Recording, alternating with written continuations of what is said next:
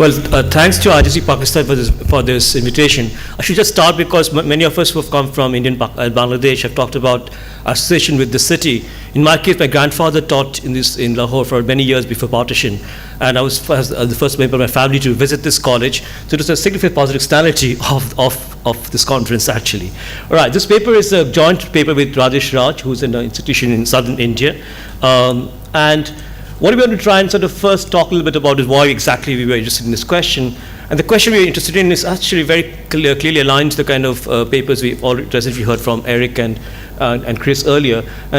What we really see in most of developing countries, particularly in South Asia, is a representative firm is essentially informal household enterprise, which is essentially a very small firm, essentially employing workers from within the household itself.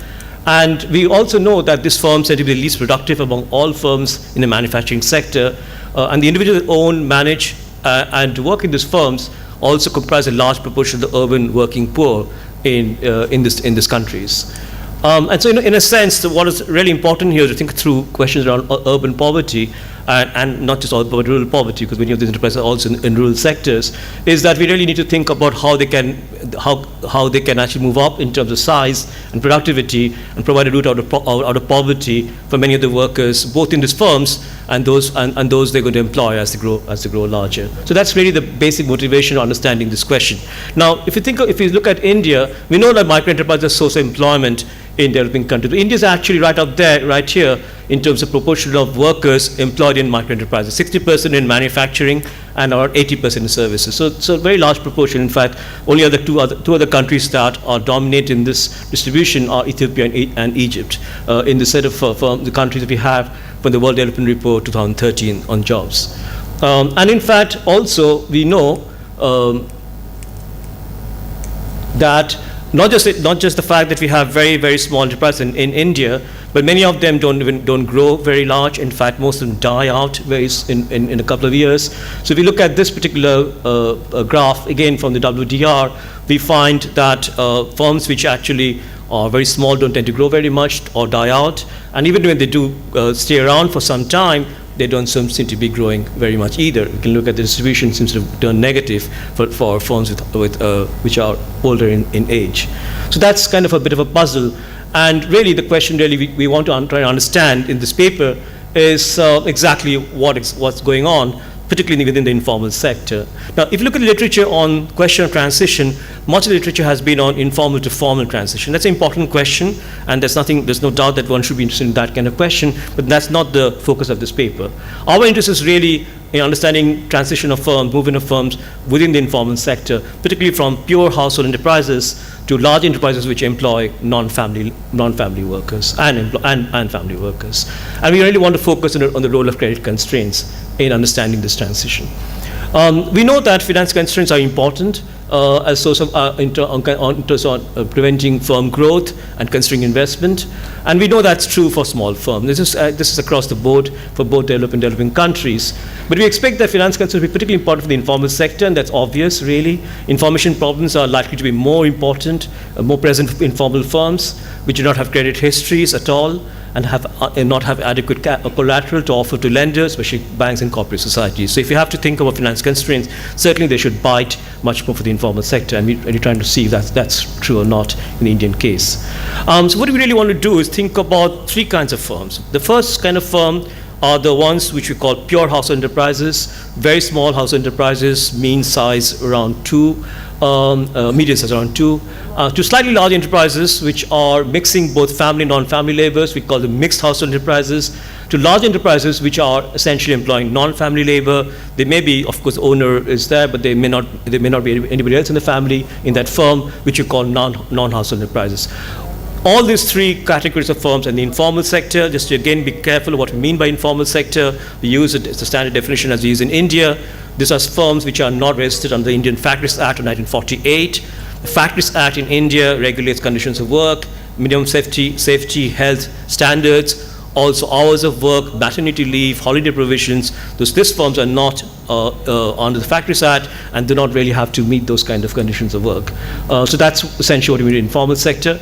And we really want to understand how credit constraints can explain the likelihood that PHEs, the pure household enterprises, can become MHEs and then become onto NHEs. And we're going to use a firm data set that's nationally representative, and I'll talk a little bit about the data later. The manufacturing sector for 3 years, 2000, 2005, 2010. These are quinquennial surveys, hence the years. And the most recent survey is 2010, which also includes information on the present finance constraints self-reported for firms. So we'll talk a little bit about that afterwards and the problems with that kind of data. And we'll also supplement our analysis with panel data of 364 districts for 1995 to 2010, and that's a way to see whether our results hold when we use panel data. Just to start, why are we really interested in this transition? Well, I call it the first big transition. The first big transition is when a firm starts deciding that they need to bring in somebody from outside the family, and that's when the firm becomes, in our kind of classification, MHE. And then on to that, when the firm really mostly employs non-family labor, still in the informal sector, that's an NHE. And you can see the productivity difference that are quite huge. Twice labor productivity is twice MHE compared to PHE, and 3 times for NHE compared to PHEs. This is just an average across industries. If I run a reduced form regression of productivity against firm categories of this kind, and use industry fixed effects, year fixed effects, region fixed effects, this holds true for whatever I do. So this even within industry, within region, within and even if I control for district level variables, I find productivity differences quite significant in this difference in these 3 categories. Just sort of take through what we really mean by these 3 categories. So I've been also doing interviews with these firms in the state of Karnataka, in both villages, rural areas, and also in cities. So if you think about the first one here, this is a PHE. So this guy has a handloom in his house. He's making cloth to be sold to a cooperative to make school uniforms. The cooperative comes around once a week and collects the cloth and then gives them a fixed amount of money depending on how much cloth he's weaved. He doesn't do it himself. His wife comes in once in a while. His children come in once in a while. But the income from this particular activity isn't enough, so they also mix this with working in the city, in casual labor, daily wage labor. So this is essentially one part of what he does. He says that if he had another handloom, there'd be enough income to survive, and he wouldn't do this other kind of work. And so in this case, if he had a way to buy a second handloom, he would be better off. That's what he argues. So in this case, we have a lady who's making chapatis, bread. She started off as a family enterprise, pure household enterprise. Now she runs it with her son. So they're making chapatis for local hotels and even for private houses. Now increasingly families are buying chapatis from outside rather than making it at home. And she's using, in this case, 2 women. She uses them on slots of 4 hours each. One group comes in the morning, one in the evening, because the demand for chapati is obviously linked to meal times. And her son then takes the chapatis and sends in a motorcycle and distributes them to different hotels or different houses. And she again argues that if she had access to finance, she would increase the workspace and hire more women, because apparently making chapatis is a kind of very, very profitable activity, and she doesn't seem to have a problem with demand. Now, the third enterprise at NHE is a person who's making furniture, these first two households were in rural areas of Karnataka. The third one is in Bangalore. He's making furniture. He's the only person from his family involved in this. He's the owner-manager, and he has local workers employed here. In this case, he has 8 workers, including himself, in this particular firm. His constraint is not finance. He says he has a line of credit with a local bank. He doesn't have a problem getting money. His main reason not to grow is he doesn't want to enter into a situation. If he has 10 workers, then he would have to be registered in the Factories Act, and there will all be these hassles of having to maintain conditions of work, hours of work. So rather than getting into that situation, he's happy staying at around 8 workers in this case. So that's a different kind of constraint. So looking at the literature on this, and the literature on this is pretty extensive, so I'm not going to go through everything here. But so we have already a very strong empirical evidence that there's a positive relationship between access to finance and firm growth rather than Zingales. Demogub, Kantan, Maximovich, many other papers actually, and particularly small firms are financially more constrained than large firms. That's obvious because the informational constraints, asymmetric information, and so on. That's pretty obvious. Beck gives us some quantitative estimates of the finance constraints. The financing constraints reduce firm growth by 6 percentage points for large firms and by 10 percentage points for small firms.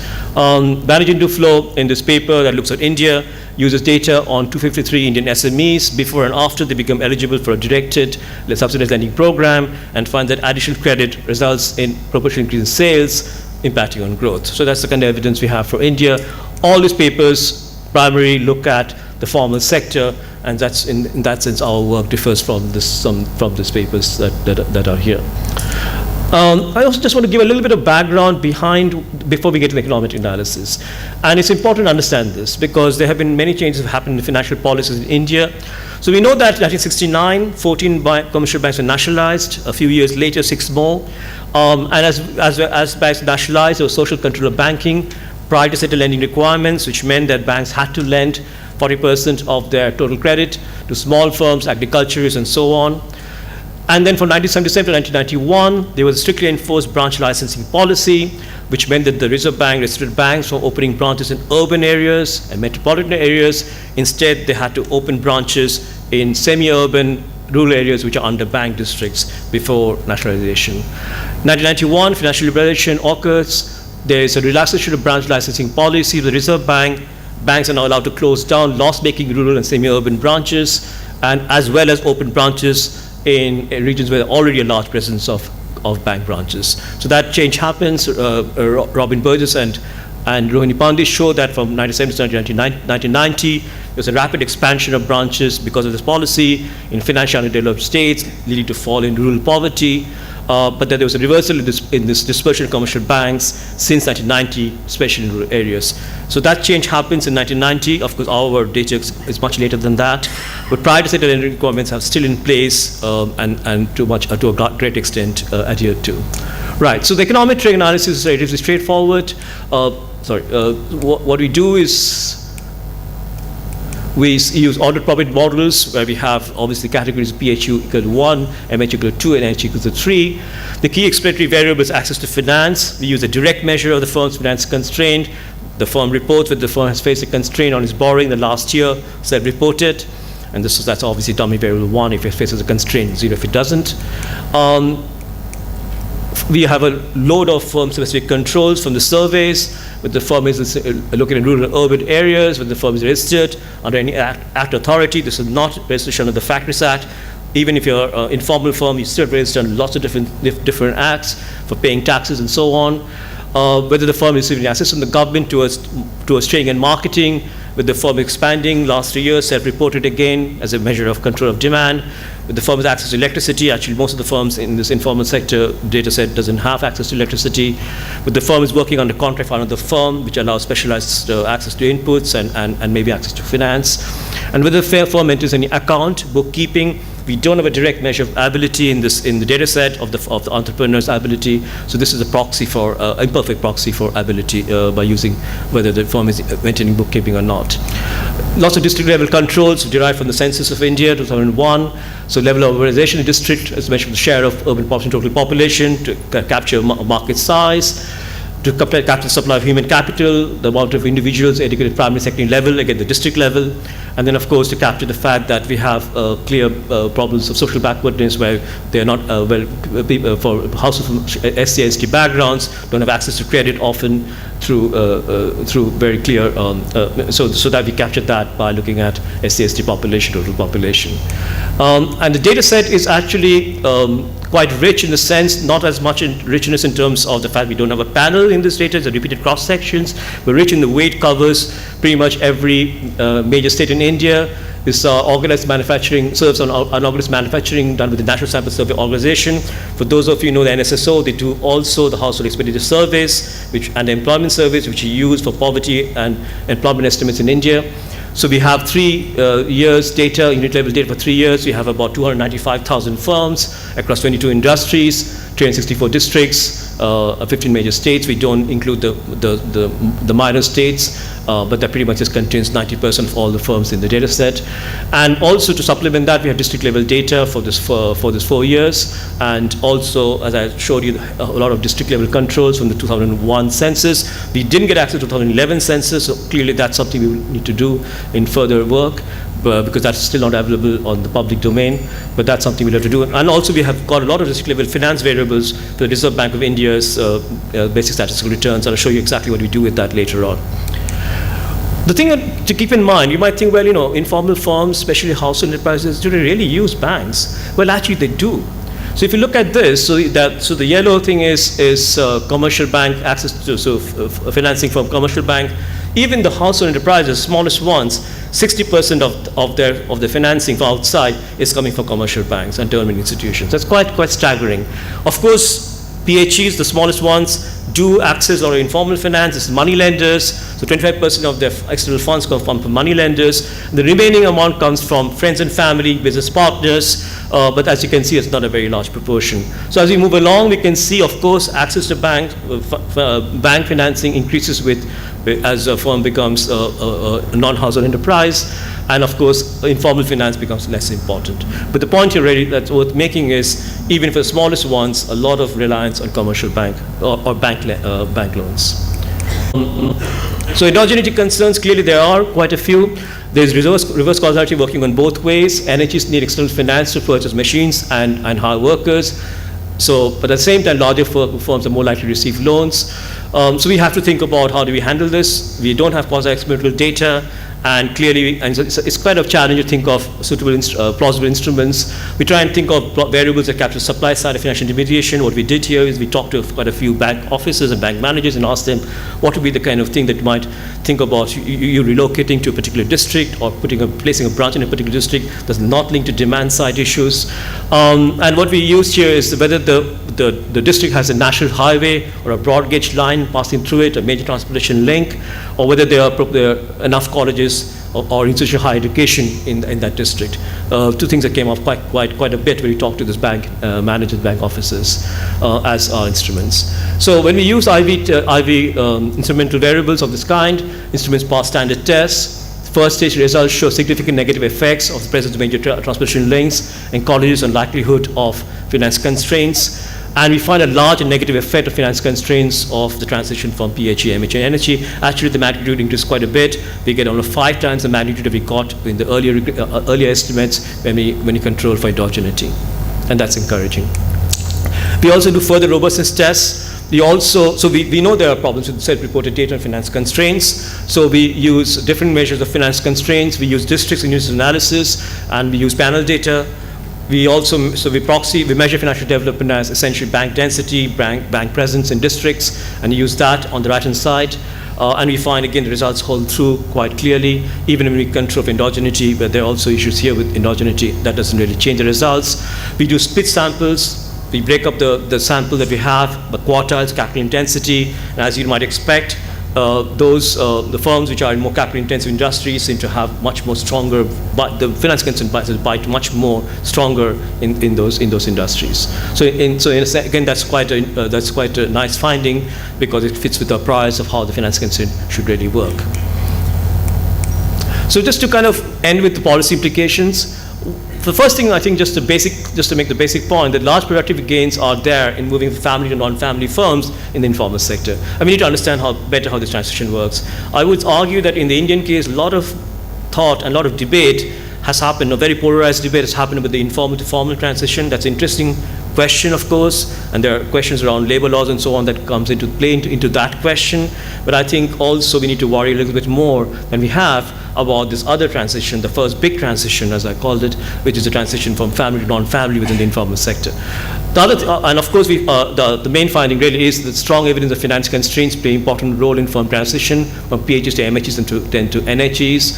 And that might suggest, and I'm a bit careful here, it's a bit of hand-waving here, because might imply that the weakening of branch licensing policy might have meant difficulty of access of finance from institutional sources particularly in the remote districts, as banks are now withdrawing from some of these districts, and that could be an important constraint on informal firm growth.